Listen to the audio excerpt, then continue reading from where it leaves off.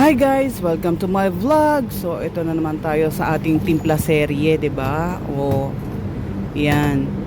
So ito na nga, ang aking ititimpla ngayon ay ang chai karak or karak tea kung tawagin dito sa UAE. Ito ay isa sa pinakasikat na inumin dito sa UAE at isa sa pinakamura talagang inumin. Nagkakahalaga lang siya ng 1 dirhams, magkakaroon ka na ng inumin na ganyan, o 'di ba? Sama-sama lang siya na asukal, gatas, and of course, ang pinakabida ay ang tsaa. O, halo-haluin lang natin.